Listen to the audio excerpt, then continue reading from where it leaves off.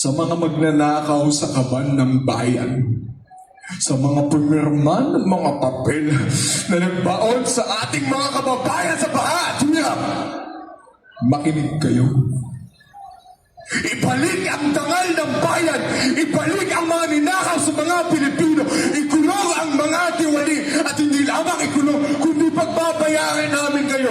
Doble, triple na mga ninakaw nang kayo naman ang makaranas nung kung paanong nalulunod sa utang at kakapusan ang ordinaryong Pilipino.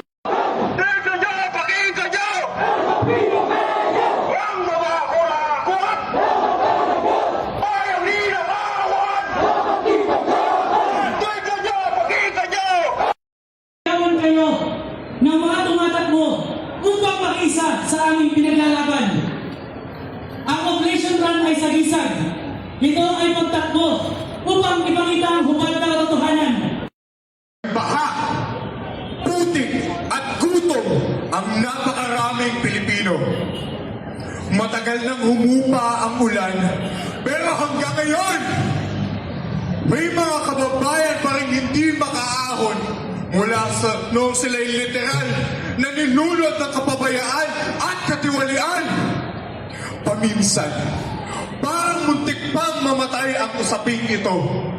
Paminsan, parang gusto na lang nila tayong patahimikin. Pamuntik nang mabaon sa limot ang galit at panawagan kung hindi nalagtad ang kawalan ng tunay na pananagutan. Mga desisyong walang saysay, mga proyektong walang malinaw na panagot, mga hakbang na hindi tumaan sa husgado ng taong bayan. Hanggat may gobyernong hindi mapagkatiwalaan, hanggat meron pang tunay na kakulangan sa katarungan, hindi tayo pwedeng manahimik. Hindi tayo pwedeng mapagod. At kailanman, hindi tayo pwedeng masanay. Oo, maumay sa ingay ng mga protesta, mga placard at panawagan.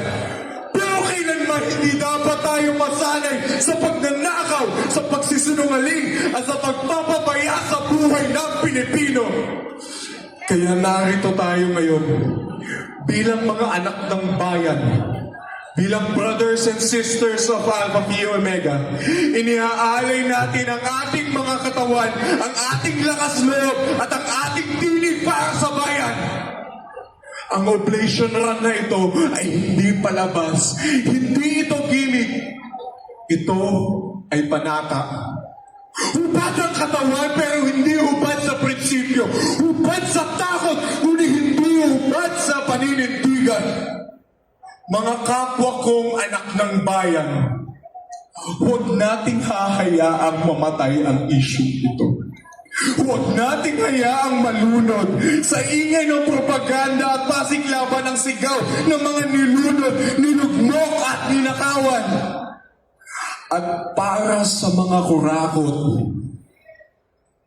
sa mga magnanakaw sa kaban ng bayan, sa mga pumirma ng mga papel na nagbaon sa ating mga kababayan sa baha at hirap, makinig kayo.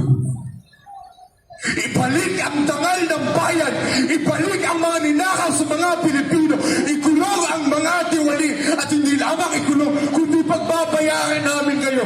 Doble, triple na mga ninakaw nang kayo naman ang makaranas nung kung paanong nalulunod sa utang at kakapusan ang ordinaryong Pilipino.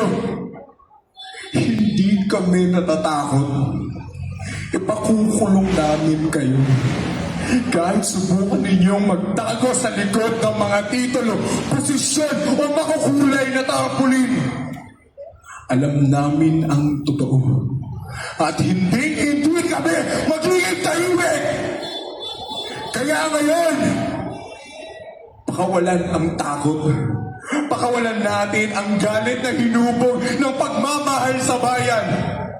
Pakawalan natin ang sigaw ng bayan.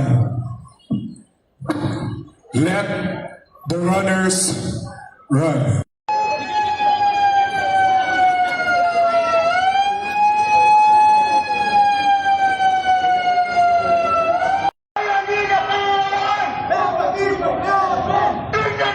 Tingnan niyo!